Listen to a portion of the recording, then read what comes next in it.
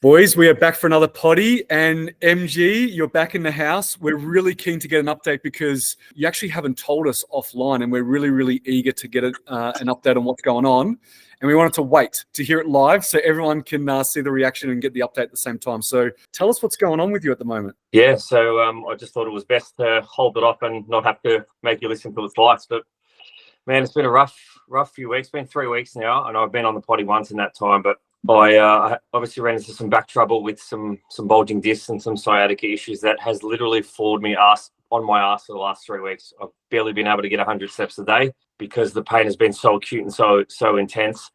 So as you do when you run into problems like this, you kind of go down different avenues and speak to different specialists. And as of this morning, was booked in on Thursday of this week to actually have major back surgery to remove some of the disc, which is called a lumbar discectomy with a potential laminectomy, which is part of the spine that is in that area, to try and create some space and remove some tension. But that was supposed to happen a little bit further down the path, but just with the way things have been in the last few weeks and how bad the pain's been, and what it had done to me, I was getting to a point where I was kind of trying to force the situation maybe a little bit too soon. So I rang the surgeon and kind of put a little bit of pressure on, and I said to you guys off the air, not being able to be there and do things like push the pram and hold Talia for really long periods of time, or pick her up or anything like that, has been so frustrating. And in a desperate bid to get some relief and get on with life, I kind of pushed the surgeon into doing it sooner, and managed to get him to commit to doing the surgery this week, which we are not going ahead with. I know that sounds silly after I was the one that was pushing for it, but under advice from a friend and a physio that I trust very, very much. Scotty actually put me on to many years ago, Benny Lustig, who rang me on Saturday night and just gave me his input on the situation, and then got me in this week to do some testing and stuff. There's still enough sign in the way my back is reacting and responding to warrant not going into surgery so quickly. So we're actually going to do a round of cortisone injections with some changes to my physio, and see if we can continue to improve things without having to go under the knife. It's kind of the quickest way to sum it all up, man. So, because I remember I took you to the surgeon, and they were like, okay, we're going to give it 10 to 12 days. Here's some cortisone tablets and some painkillers. And I don't even think you lasted the 10 days or the 12 days. I did. So I did. I got to the end of the course of the prednisolone, and wasn't getting any type of pain improvement whatsoever. Was still unable to walk. Had stopped all other pain meds at that point as well. And I was getting frustrated. I was getting desperate. And I think I said to you, in another conversation, I'm like, man, I'm not going to wait another 2 weeks. What am I going to do? The 2 weeks years pass, and then I'm going to be in the exact same situation. And it was just out of desperation. When you've been in pain for that long and you literally haven't been able to move it, I kind of felt like I would have done anything at that point. And I kind of tried to move things faster than I probably should have, and got what I wanted in the end. But I feel grateful that kind of Ben intervened, because if I get improvements without having to go under the knife, I would have been kicking myself. And I hope that I eat my own actions as such, and don't have to end up getting the surgery. It's still going to be there if I need it. But with the testing that we've done thus far, and some of the responses that my body has given and my back has given in the last week, there are some positive signs, and I'm still mechanically responsive, which is great. So we're gonna try and avoid it at all costs at this point in time, and we'll give it a couple of weeks, man. If things continue to improve even just slightly, we'll continue with it. We'll probably we'll work it a fortnight at a time at this point, I think, is the plan, until things aren't improving anymore, and then the surgery discussion will happen. But if things just continue to improve, even if it's even just slightly, then we'll continue to persist. So obviously the surgeon is going to give you those injections and some kind of relief, but then you're also working with Ben to come up with like a plan of recovery. Yeah. Are you kind of being the gel between the two to kind of feedback of what's going to happen? Yeah, so they're not in contact, of course. So I'm in the middle, but they're both agreeing, and it's been a pretty easy process thus far. Credit to the surgeon as well. I kind of pushed him into moving things sooner. His initial date for that next checkup was the 21st of June, and I managed to get him to book surgery in for the 4th. So I pushed him for 2 weeks, man, without even going back in and seeing him. Just, you know, he probably heard the pain in my voice, and you know, at that point I'd had enough. So I kind of feel for him a little bit too. But yeah, they've both been just amazing to deal with. I don't know, man. I was in a place where I just felt like this wasn't something that was sustainable and that I could push through for much longer. In reality, what I needed to do was just take a deep breath and, you know, sit down and maybe, you know, weigh it up a little bit more and spend some time, you know, looking at different avenues and how long they were going to take to recover, rather than just going for what now feels like I was taking maybe the easy way out. Just curious, what was the testing that he was doing? Like, if you can explain in simple terms without, you know, doing a handstand or something. Yeah, so things like just where the sciatica runs, like things like single leg calf raises, you know, flexion of the feet, like all these things are different things where the S1 nerve will grab. So like little things like that, where if it's compressed to the point that you lose function in the outer part of your foot, for example, or your ankle, then that is a problem. If your bowel movements are affected, that's obviously a problem too. But nothing to that level had yet been affected, so it was still worth persisting with, you know, this route, which is obviously the cortisone first, man. So the bulge is touching the nerve. Are they thinking that it will regress back in eventually? Well, they're hoping that the steroid will actually remove some of the inflammation that's in the area that's contributing to the compression being worse than it actually is. So there's quite a few protrusions. So there's one at L5 and where the sacrum is. So, and there's one at, I think, L3, L4 as well. And there's another one. I think there was 3 bulges on the report. But the one of concern is obviously that L5 S1, which is right at the base of the spine, the last vertebrae in the sacrum. So that's where that sciatica sits, man. And I know it's a super common thing. Unfortunately for me, you know, it wasn't just a little bit of sciatica. It was bedbound sciatica, like to the point where I couldn't put any pressure through the left side of my body. And you know, one of the things that Ben and I are combating at the moment, which people will understand, is if you look at me, my left hip is 6 inches that way, and my upper torso is I'm hunched over to the right, because my body is compensating and now trying to take compression off the S1 to be able to move and do the things that I need to do to get by day to day, you know, go to the bathroom, go to the fridge, like all these types of things. Pick Talia up, for example, so I'm hunched over way to the right. But that is, although it's to create a relief for an action, it's actually compounding the issue and making it worse. Okay. So what we're trying to do right now is kind of reverse the process of compensation before we need to get the symptoms under control before we can do anything else. Really so training's out. I haven't been able to train at all. You know, I asked him again today. I'm like, you know, is there anything that I'm allowed to do? Can I do some arms? Can I do this? He's like, nothing until your symptoms are under control. We're not even close to getting your symptoms under control. Yeah. Well, I know the only thing you might need to be doing soon is moving your house, because you're supposed to be out soon, right? Yeah, so we settle next Friday. Bought a place not too far from Scotty. Don't want to be too far. He's been away for too long, so I thought we better move as close to Scotty as possible. But yeah, less than a couple of minutes drive, which is quite nice. I'm looking forward to being around the corner. That settles next Friday. So, you know, as with everything in life, man, timing sometimes can be terrible. But you know, we've got some good people around us who will, you know, chip in and help out. Unfortunately, my beautiful dad is also going in to have the same surgery I was booked in for on the same day. So my dad's having the same laminectomy on this Thursday. So he's been a bit crippled lately, and my mum might be due for a hip replacement too. So there might be something to the genetics in the family there. Jesus, there's a lot going on there, man. Well, if you need any help with anything, you know I'm always here, and I'm sure anyone in the potty will be like, "Oh, I'll come help too. I'll move some boxes too." So I appreciate it. Yeah, I'm definitely gonna need some help in the coming weeks. We've got 2 weeks after settlement to get out of where we are at the moment, into the new place. So I haven't given it much thought as to how I'm going to make it all happen, but you know, no doubt with the support of the close people around me, we'll always get there, man. Awesome. And I know, Scotty, you're on your way very, very soon. I know I'm counting down the weeks, because we got a question about, you know, is it hard you guys trying to work with all the NBA stuff and everything you guys are doing together, because, you know, different time zones, different priorities. It's been tricky. It's been manageable, but it's been tricky. But yeah, once you're here, it's going to be a hell of a lot easier from a time perspective, and being the same time zone, but also just being the same location too, to do things. So you're looking forward to it? Yeah, man.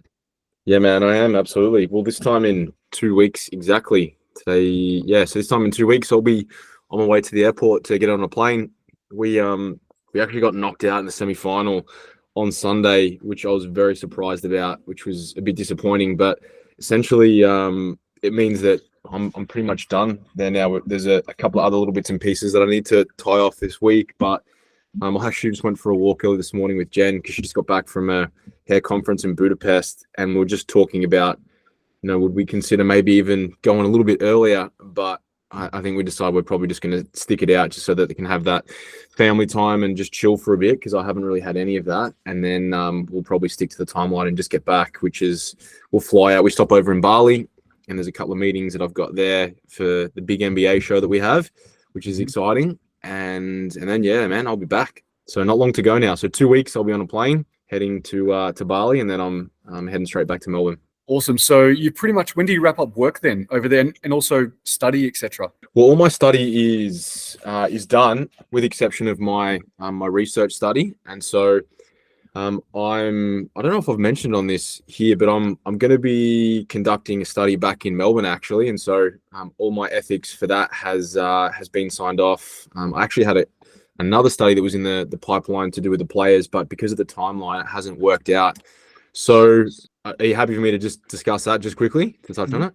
Yeah. So basically, looking at the effects of carbohydrate or energy availability on the menstrual cycle in terms of performance. There's so much like discrepancy in this space. There's a lot of people saying that there's no negative effect, during the follicular phase of the menstrual cycle, which for anyone that isn't across different phases basically means when a female commences their bleed, that would be termed the early follicular phase. So if there is a decline in performance, which there is some research to suggest that there is, what are some of the ways that we could potentially attenuate that as a result of using specific nutrition interventions? And so I'm looking at carbohydrate directly. And so we've got about 20 participants so far. I want to try and get 40 to 50 if I can, to really put together a really robust sample size, and looking at physique-based athletes. So it's a really easy study design in the sense that if someone wanted to participate, so if anyone's out there in Melbourne that want to take place, basically just involves, firstly, you need to meet the inclusion criteria, but you just need to be amenorrheic, have been in resistance training for 3 to 5 times a week for the last 2 years, or 2 or 3 years, I can't remember. I'll have to check that. But you come into the gym and there's a battery of tests that you'll complete under either just normal habitual conditions, so your usual diet, and then there's a food recall where I basically assess how much you've had, work out your carbohydrate intake, etc. We test you, and then there's a 24-hour and 48-hour recovery, assessment, where I just get an idea of where your recovery is at. There's a specific scale. It's very easy. And then the next time you come into the gym, we run that same testing protocol, but under the intervention. But the only caveat to that is you may get the nutrition intervention first, or you may get habitual first. It's randomized, and that's just to ensure that there's no bias towards skill acquisition on the test. Like, you came in and you did it under normal conditions, and then I gave you more food and carbohydrate. You did it the second time, you did it better. So half the participants will do it with the carbohydrate intervention first, and the other half will do it under the normal diet conditions, and then see if there is a statistical significance. And my hypothesis is that there will be, but equally, that's why we run these studies, to see if there is something in it. But it will be an important study, I think, nonetheless, because there's nothing in this space, definitely not in physique athletes. There's only 2 studies in reference to carbohydrate that look at using it as a performance improver during that phase. And one of the studies showed that there was a performance improvement as a result of more carbohydrate. And the other one showed that there was not. So at the moment, hopefully I can move to one way or the other. And both of these studies were small sample sizes as well. Though I think 6 and 9 participants, because participant recruitment is challenging. So if anyone's in Melbourne and they want to get involved, it will start on July 1st. So you'd need to get in contact with me ASAP, or you can reach out to the potty, and then MT can flick me your details and I can send you an email. But yeah. Yep. So if you want to be a part of it, you want to hang out with Scotty a couple of times, he can put you through some tests and also feed you some carbs. It sounds like a really, really good idea. Yeah, it's also like it's a great opportunity for, like, you got to think, to be part of a piece of research forever.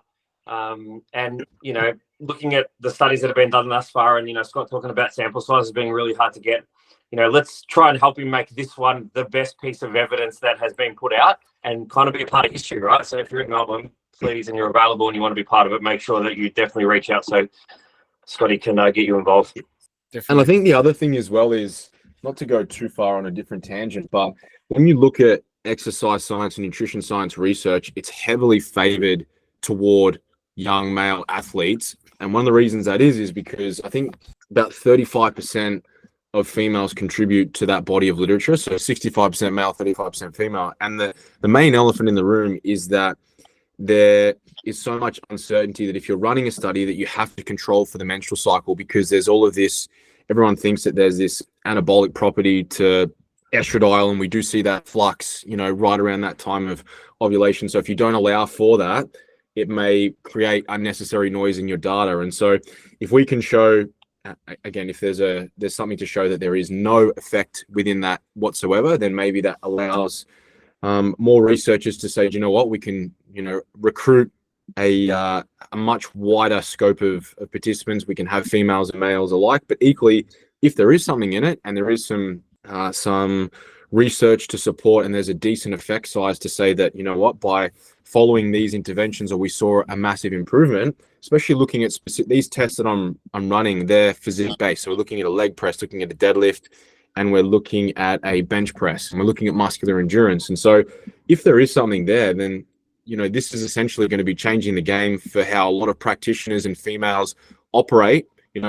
Tracking the menstrual cycle is so difficult in terms of different phases, but the follicular phase is very easy, because as soon as you're on your bleed, if it's all right, cool, I know that I may see a decrease in performance, so I'm going to have 6 grams per kilogram of body weight for this period. And if I notice an increase in improvement and recovery, that's going to go a long way in terms of, allowing me to pursue my physique endeavors and maximize adaptation. So it really will be, and obviously not everyone's going to be as excited as I am. I'm a bit of a nerd in this space, but I think knowing that there's nothing out there, there's only been 2 studies in this space, and they were both really small sample size, and knowing already I've got almost triple what they had and I want to go above again, I think to get a really robust study done is going to go a long way in terms of allowing us to see that whether on one side we're on the other, or at least inform practice as time unfolds. Awesome. Well, you've got to keep us posted, Scotty, on how it all goes, and we'll try to recruit some more athletes for you for sure. Thanks, man. Anyway, enough about that. We can move on now. Sorry. I think we had a good update. We're going to jump into some questions, and this one is very, very timely. So it asks about what's the deal with the new IFBB Natural Fed next year. Now, we did touch on this a couple of potties ago when it first got released, but also too, we just got the news literally probably about an hour ago about how IFBB's Season B, which they call their mid-year season, has gone from 3 shows to only 1 show, which is just a Melbourne show only. The reasoning behind it was due to a guest poser double booking and not being able to come. So for that reason, they decided to go from 3 shows to 1. That's their reasoning there. But a couple of things. When Tony did like a Q&A. Sometimes Tony Doherty does like a Q&A on his stories, and there was a lot of questions about the Natty Fed for next year. And trying to put these information together, because it's sometimes hard to, he doesn't give you direct answers, but it sounds like next year, Season B for IFBB will have natural shows. Well, I don't know if it's going to be natural, like multiple shows, or 1 show. And I'm not too sure whether it's only natural shows in Season B and the tested ones are going to be Season A and Season C. It's hard to get clear information based on everything that's been said so far. So I'm trying to read between the lines, see what language he uses, but I'm still unclear. There's definitely going to be natural IFBB shows Season B, so mid-year next year. Unsure how many, if there's going to be multiple states or just 1, and if it's only going to be natural shows and not the untested shows that they have right now. So what do you boys think? MG, have you seen some of this information? Yeah, I'm pretty certain I'd heard him say it will be multi-state shows. Okay. So Season B, multi-states. I'm not sure if it'll be 1 in every state. Hard for him to be able to say that now as well. I'm sure, he's probably mapping out a plan that hopes to have a natural show in every single state, which would make sense. Equally, there'd be some states that would be harder. You boys know better than any that, you're pretty safe to bank a Queensland, New South Wales and Victoria. maybe not as safe for, say, an Adelaide in your first season or a Hobart or something like that. So I'm pretty sure it will be multi-state. To what degree? Not sure yet, and probably hard for him to be able to predict that as well. But they'd be pretty close to mapping that out. I suppose when you're dealing with a head of federation from another country, it adds another degree of difficulty as well. I mean, I'm excited for it. I think it only helps the industry, and I think as someone in another natural federation, giving people more opportunity to compete in the same season is only a good thing. And I think for most feds, when you're running one show per state, the opportunity is enough for another, natural fed to come in and potentially allow all the other feds more new competitors. I think it's a big win, but I reckon it'll be multi-stated. Yeah, I've always been a big advocate of that mid-year season, so I'm keen for it to be successful too. So yeah, keen to see how it all goes. What do you think, Scotty? I don't know too much about it, man. I mean, you were briefing me before we started the potty just on what the deal was with that. I feel like I'm a little bit out of the space in that I didn't see that it had been cut down. But I think eventually the season B will work quite well. But I think it's one of those things where you need enough time to get it out to the punters to be able to allow. I mean, we think about how we periodize our athletes' contest prep. Can you use an example, MT? In your check-in, we're talking about we need to sit down and have a coffee as soon as I'm back so we can work out what shows we're doing and reverse engineer. So people need time to plan these things. I don't think if you just spring it on someone with 3 or 4 months, maybe the enhanced crowd, that's enough time for them. But as natties, obviously it's not. So, but yeah, I think it'll definitely take off. It's just one of those things. You just need probably some time and obviously sacrificing finances initially to get it off the ground. And then that's how you build momentum. Yeah, you're right. You definitely kind of want to know now if it's happening and when it's happening so you can, start to program for those kind of things in people's plans for sure. Yeah, for sure. Yeah. All right, let's move on to some other questions. So this is a coaching related question. If a client decides in the off season that they don't want to compete anymore, would you let them go or would you continue to coach them? Scotty? I have had athletes who have decided that they don't want to pursue a contest prep anytime soon, and maybe they're just a bit worn out, and others that have just given it away, so to speak. But I still work with athletes that aren't competing anymore because they still live like a physique athlete. They're just basically full-time off-season based athletes.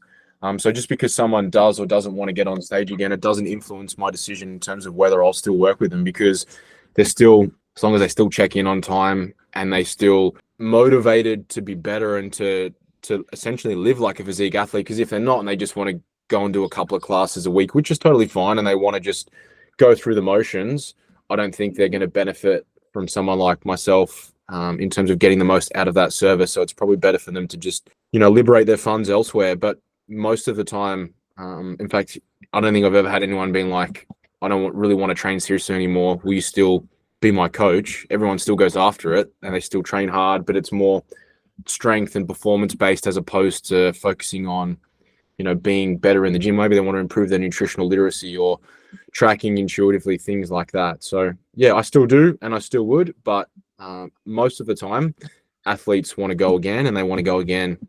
So I don't see a ton of that, but yeah, I wouldn't exclude anyone because they decided not to pursue that anymore. What about you guys?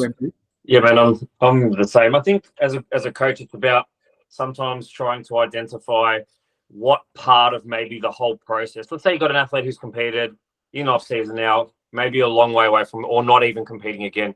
I think it's a skill to be able to identify what parts of the process of coaching they're finding maybe to be difficult or to be causing them a lot of unnecessary stress, and maybe seeing if there's a way that you can alleviate that. So, for example, maybe for them, they're awesome logging all of their nutritional data, but they're not great at logging their workouts. So it's like, all right, do we think we can still achieve the required goal and maybe pull some of that responsibility off you? Can we maybe do photos once a month instead of once a week? Like, I'll always try and see if there's something that I think is sticking out as maybe a bit of an underlying factor to the reason why their motivation levels may have dropped, if they're looking like they might want to drop off, before just letting somebody go. Even me giving 75% of what I was giving before might be better than 0%. You know what I mean? Like of the total package that I offer, if there's a way that I can still keep them, trending towards a goal for their accountability as well. Sometimes, that's still a good outcome for an athlete. Yeah, I like that. I kind of do something similar. It's always a conversation too, right? With that athlete or that client is, do we need to dial down some of the services now because you don't want to utilize them as much, or maybe they're not going to serve you, or they are things that are tiresome or that you don't want to do anymore. Could be, but I always let them make that decision. You give them recommendations, suggestions, but you got to let them make the decision. I would never say, oh, now because you don't want to compete, I'm not coaching you anymore. It would be up to them to decide whether they want to or not. Unless their goal completely changed and they're like, oh, now I want to be a competitive swimmer, I'll be like, well, I can't coach you in that. It's not what I do. But if it's still just being fit, healthy, making sure they're training and they've got some maybe aesthetic goals, then that's perfectly fine. But if you were looking at it from a nutritional coaching perspective, I mean, I know you don't necessarily work with swimmers per se, but equally you could still you could go down that path of, okay, I'm going to go through helping you fuel for your swimming, because in a lot of ways, fueling for sport can be just as challenging, if not even more intricate, when you look at trying to get fitter, trying to get faster, all of the cellular adaptations, etc. So yeah, we definitely don't discriminate if someone decides by any means that they don't want to do this anymore. Yeah, definitely. Okay, next. Have you ever had to deal with jealousy within the teams? Some athletes winning certain things when the others don't. Have you ever had to deal with that, MG? No, I've never had to deal with it. I've never seen it within my team. I'm not saying that that's because of my team. I've just never seen it, and it's never presented to me, and I've never had to deal with it personally. Not to say it hasn't gone on. And I'm sure, within the industry and within lots of teams, there are,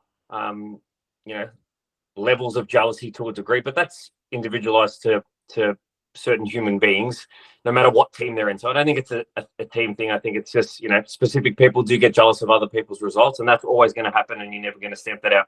It's definitely, as a coach who you're coaching an individual sport, one of the difficult things I think to juggle and make successful as a prep coach is how much team integration you utilize, right? Because it is an individual sport. I think, we all do something similar. We definitely integrate our teams because it is nice to have people doing the same thing as you with a similar goal that you can rely on to talk to.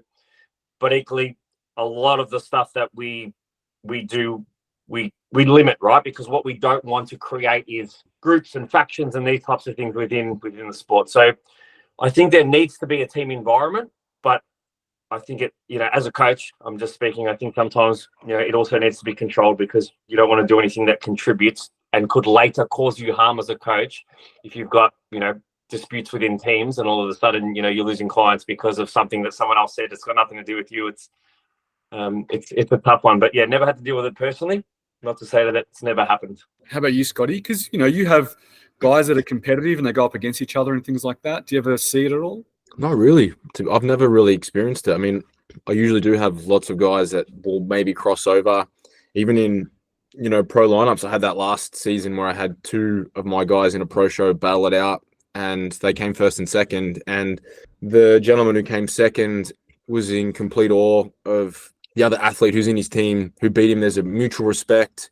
They were both just so grateful and equally understand that it was them versus them. They both surpassed their previous physique, so they'd already won, as cliche as it may sound. And then to be able to go 1 and 2 with their teammates was an amazing thing. So I think, maybe, I'm sure it does exist out there, but I think it also comes from the culture that we as coaches stem, and it goes down the line. And so if you feed that and say, we've got to do this if we're going to beat this person, I don't think I've ever mentioned in a check-in, you need to be doing this because this guy's going to show up, or this girl, and we need to do this to beat her. I mean, you look at that last season where all three of us had athletes that were competing in the same world show, and I think there was 4.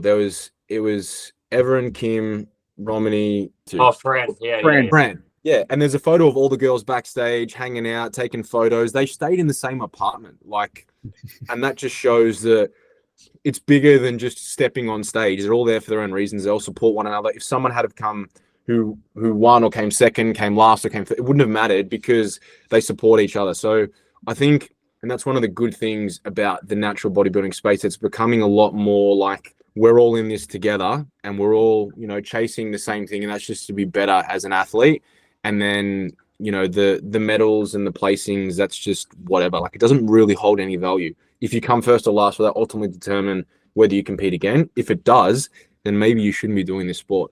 Yeah, there's actually a couple of really cool photos of those girls on stage. And when the other one's winning, the other one's cheering them on and they're like giving them hugs and stuff. So yeah, it's I love seeing that stuff. And I've never seen jealousy, but I'm sure it exists probably, behind my back. But I've never seen it. I think, as you said, it's kind of stems from the top too, the attitude from the person that's leading the pack for sure.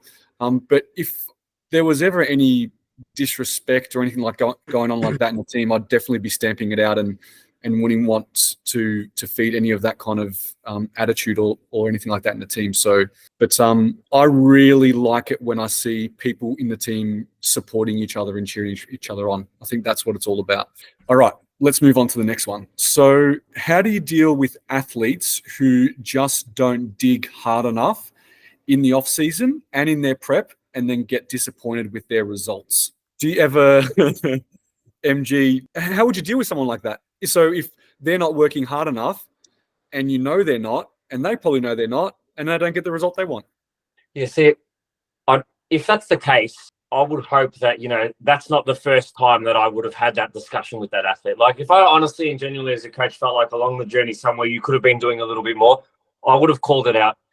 Once, twice, in multiple check-ins. Like, I've got athletes that I think train incredibly hard and do like absolutely everything, and I still challenge them to certain levels every week that sometimes I don't even think are achievable, when I set targets and things like that. So it's definitely a tough one, but from a coaching standpoint, you would have hoped that I've never had to deal with anyone who said that they thought that they should have done better. Also, don't forget about the sport that we're in, right? We're in a sport where you can give absolutely everything that you have, and you never know who's going to show up on the day, right? So ultimately, I would ask that and question that athlete, if they felt like that there was something that they could have done along the process, or that they'd potentially, left the stone turned. Well, that's frustrating. It's disappointing. It's, something that would have already come up, I reckon. I don't reckon that the first conversation you would have had about this would be post shows, but, again, we mentioned in the last question, like, if your success is based on, your result and, the placing that you get on the day, ultimately you have to be happy with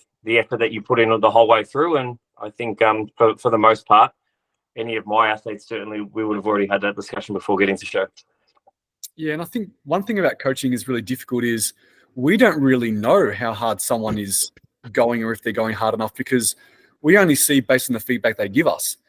If they're the way they feel they're checking in, the way how honest they are with their adherence and those kind of things. We don't see them in the gym every single day. We don't know how hard they're pushing every set, every rep. If they're sending videos to us, how do we know that's the best one they've ever done and the rest of them are at 70%? We've got no idea. So it's really up to them how hard they want to push.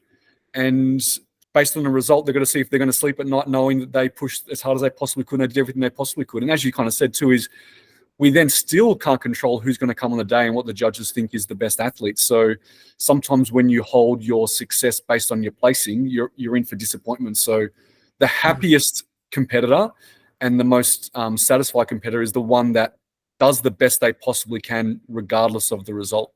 Yeah, and if you're the competitor and you're saying that you're putting in 110% and you know that you're not deep down, can you really be disappointed at the end? You're only cheating yourself, right? Yeah, exactly. Yeah, that's exactly right.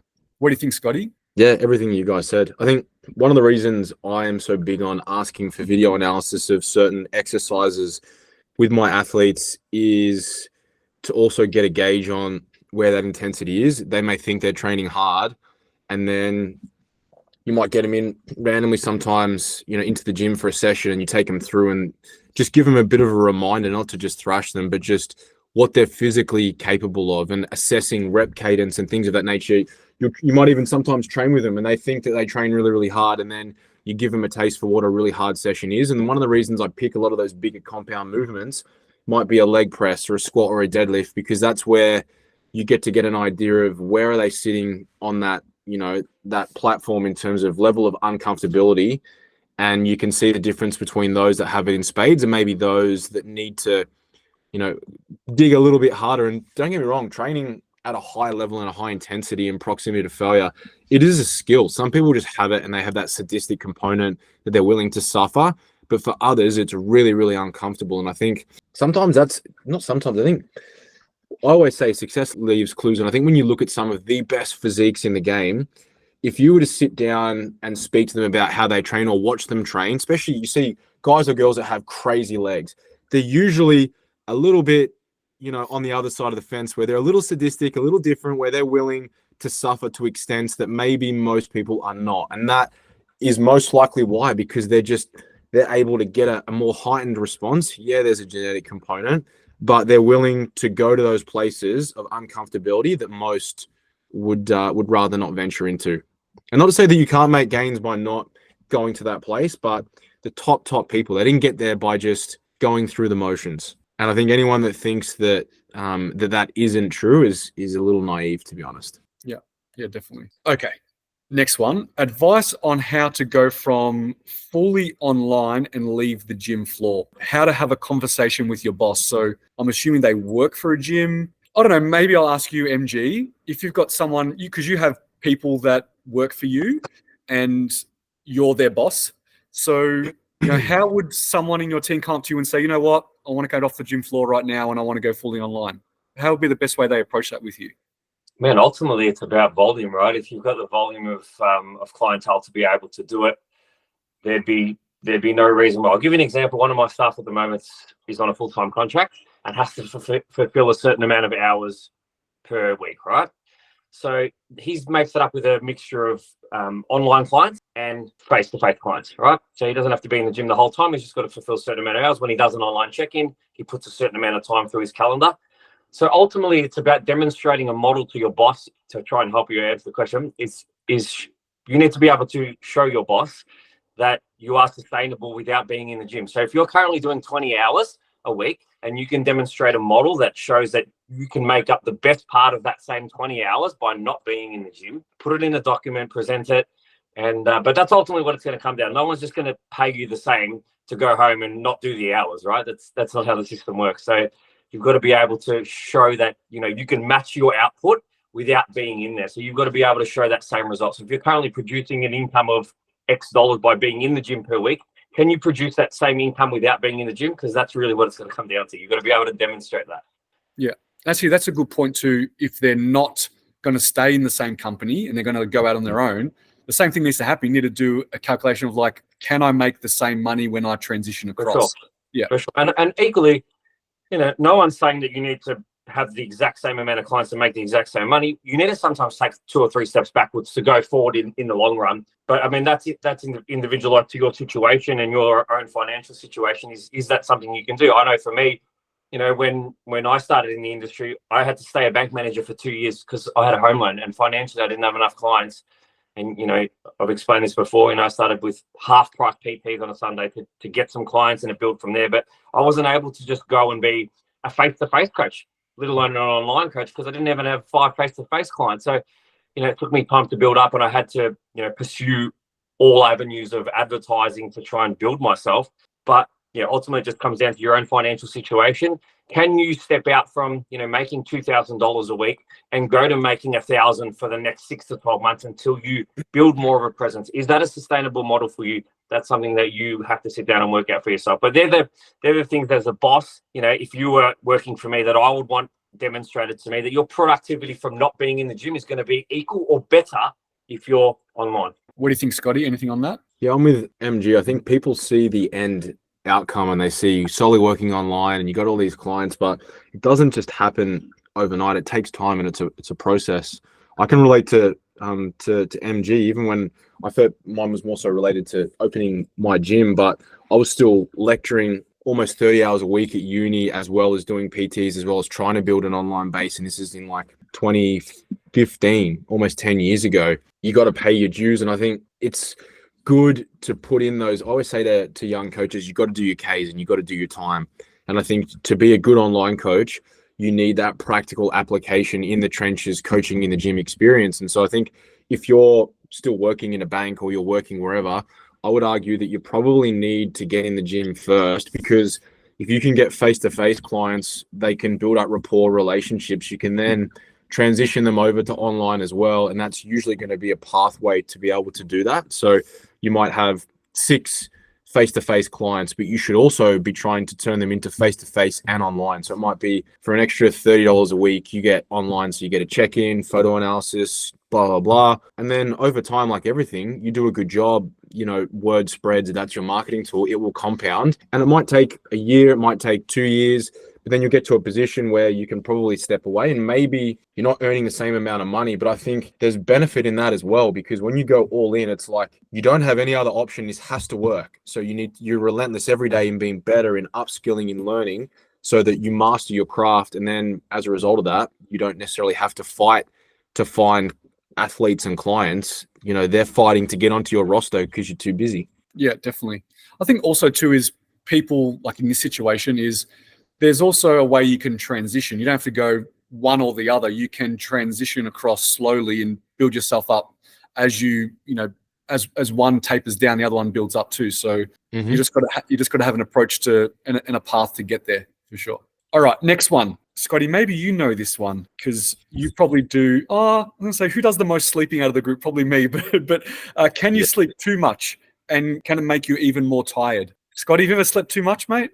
No, I've never slept too much. But I think as far as the research goes with that, I'm actually not 100% across it. But I do know that some people function. I feel like there's just this statement, you've got to get 7 to 8 hours, and if you get less than that, it's inferior. I think is like if you're talking about muscle building and trying to be as hypertrophic as possible, as long as you're getting at least sort of 6 hours, then you're probably going to be okay. But is 6 going to be as optimal as 8? Definitely not. We know that there's benefits in terms of perceived energy availability, the ability to oxidize more free fatty acids if you're dieting. It's definitely, when you're in prep, sleep is definitely more important. We know that for a fact. But I think just in general, I think that you can oversleep. I know maybe when you're young, you might have had times where, and I have people who report to me, I slept a bit too long and they feel a bit groggy. One of the best things you can give your body when it comes to your sleep hygiene is consistency. So if your circadian rhythm, if you go to sleep at the same time, you wake up at the same time, there's a massive benefit in that, in terms of your body just knowing. Like, I can't remember the last time I set an alarm clock because my body just wakes up, between that sort of 5 a.m., 5:20 mark every single day. But equally, I could go to bed at midnight versus going to bed at 10 p.m. and it wouldn't influence the time at which I wake up. Maybe if you're jet lagged and you're going from different time zones, it can trip you out a bit. But I mean, even when we went to Bali, when we came back, I made a point to, as soon as I got back, be like restricting myself to not be able to go to bed until at least 10 p.m., not sleeping, so that I could afford to wake at the time that I would usually wake at. And within like 3 days, I was pretty much back to normal. I've never been jet lagged ever. Whenever I landed somewhere, I just go back to the sleep time I would have at that new location, and it's been perfectly fine. Have you ever been jet lagged, MG? Yeah, I have a few times, man. You're just a freak of nature, man. You work outside the circadian rhythm. That's how good you are. There's actually some new research using and looking at creatine supplementation to help attenuate that, and the brain fog and the cognitive dip that you see when people go from different time zones, in terms of loading more creatine before to get some of those brain benefits. So I was reading about that about a week or two ago, and so when we go back, that's something that I'm going to try in the week leading into it, ramping up my dose to see if there's a benefit to it. So, but I think as long as you're very, like, if you give in, you get in at, like, if we're talking about jet lag, you get in at like 2 o'clock and you're absolutely cooked, and you go to sleep at 3, you're going to have an absolute rotten time. So you just have to fight through that first tough day. Or if you're Michael Trimboli, you just keep taking along. Yep. All right, let's keep going. Thoughts on pump powders? Do they actually work? Are they beneficial to use for workouts and also to use on show days? So, Scotty, do you use, or what would you consider a pump powder, or what ingredients would you want to see in a pump powder? I'm guessing they're referring to like a nitric oxide enhancer or a citrulline malate, something that has the potential to offer a little bit of ergogenic aid, if you will, in terms of increasing, blood flow to the targeted tissue. And so, yes, I do use them. We use citrulline malate. There's a pre-workout that has the certified one. I think it's the BSC brand that I normally get my guys or girls to take, and I usually just get them to supplement that with sodium and with citrulline malate. And so the dose will usually be, depending on the size of the athlete, anywhere from sort of 5 to 7 grams in that there. But it does make a big difference, you know, especially if you've got someone that's super lean. If you're someone that's 20 kilos over stage weight and you give them heaps of citrulline malate, they may feel like they get a lot more blood targeted towards whatever tissue they're training, but they may not look crazy aesthetic and vascular or anything of that nature. But when you've got someone that's very lean, yeah, you definitely do see an improvement, especially if you pair it with sodium, because you get that increase in blood pressure. So if you were to make your own pump formula, what would you have in it? Citrulline and some sodium? Yeah, well, my pump formula that I literally just make using the actual compounds on their own is caffeine, sodium, and then citrulline malate. And then I'll usually just stick a little bit of diet cordial in there. And so you obviously use that for workouts and obviously on show day too. Yep, I do. Do you know rough amounts? I know it's going to be based on your body weight, but like if people are now wondering, because we're probably going to get the question for next week. I think a nice, easy recommendation, this is kind of like what I recommend with creatine as well, is like roughly 0.1 gram per kilo body weight. So it's like if you're 100 kilos, you could have upwards to 10 grams of citrulline malate, but I think somewhere in the realm of sort of 5 to 7 as a ballpark is probably going to get it done. And then if you're looking at pairing caffeine, in order for caffeine to be ergogenic, you're looking at anywhere from 3 to 6 milligrams. That's what the research says, or 2 to 6 milligrams of caffeine anhydrous. But I just don't think that's realistic. I mean, if you think about, for myself, if I'm 96 kilos and I'm having 6 milligrams of caffeine, that's almost 600 megs of caffeine. I would be like really anxious. I don't have more than 250 megs, and that's like the top end range. And I notice a difference if I was to have that versus if I was not to have that. And so I think, and again, in females, there's also research showing that just 2 to 3 milligrams, and in particular in the, not to go back to the menstrual cycle, everyone thinks I'm obsessed with the menstrual cycle and periods, but supplementing 2 to 4 megs of caffeine in that follicular phase has shown an improvement in resistance trained athletes in terms of delayed perceived fatigue, ability to train harder for longer, strength improvements, etc. So I think if you're working within those numbers, roughly 2 to 4 milligrams of caffeine, if you want to go to the top end range, you can. But I think a lot of people that start to have more, you build up that tolerance. And if you're having that and you're having a coffee and like an energy drink or something, and you're doing that every day, then when you look at caffeine's half-life of sort of 2 to 5 hours, you're just going to have large amounts of caffeine in the blood all the time. So recommendation is, you said about 5 to 7 grams of citrulline, roughly. We're talking roughly. Yeah, you could say, if you were to have 3, let's just say 3 to 7, somewhere in that range of 3 to 7 grams of citrulline. And then if you work off, say, 3 to 4 milligrams of caffeine, and then with sodium, maybe like, again, depending on how you go with digestion, because salt's obviously going to delay gastric motility. I like to have a bit of a gap between the meal and having the pre-workout, just so that it's not delaying digestion, but say maybe a gram of salt. So you're looking, or maybe a little bit more if you wanted to have the salt tablets, you could take 2 of those. I've been doing that lately because I'm lazy, and I just literally pop 2 of those tablets and I have that. So what's that? 600 megs of sodium. Mm-hmm. Awesome. MG, you've had a smile on your face while he's been explaining that. Tell me what's going on in your head. Oh no, I coached the guy once who, there's like a product for everything, and for the most part, marketing and advertising is so good that you could, and this is why the supplement industry has boomed so well, is like you can convince a bodybuilder or anything. But I once started coaching a guy who was like pre-workout and then a non-stim pump. So non-stim pump and an intra. We'll drink all of them within sort of 30 minutes. 2 scoops of the pre, 1 scoop of the non-stim, and then 2 scoops of the intra.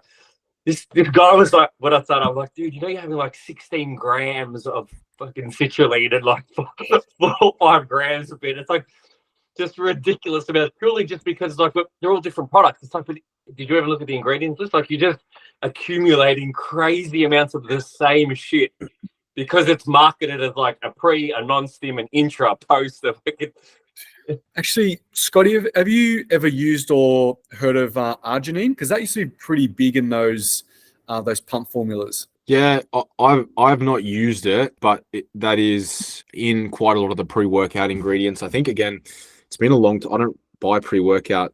I just take the caffeine tablets now because it's easier, but it is pretty big in terms of people taking that. And I think the other one was like agmatine, which is meant to be pretty big as well, but similar properties to citrulline in terms of arginine. But to my knowledge, and again, I haven't really looked into arginine that much. Citrulline appears to be a little bit more superior, but most of the pre-workouts these days, I believe, are leaning more towards L-citrulline. I think they still probably do put L-arginine in it, just whether it's trace amounts, how much, who knows. And this is the thing, a lot of people, when they're purchasing these products, they got these fancy logos and they market it really well, but when you actually have a look at the back of it, and it might look really, really cool, but most of the time it's just got heaps of different shit. It'll have a ton of beta-alanine, and they do that because you get that paresthesia effect. You're like, oh my God, this pre is ridiculous. But all it is just you've got some face tingles, and it's actually better to have beta-alanine with food, and you can separate. It's like creatine. It doesn't really matter when you take it.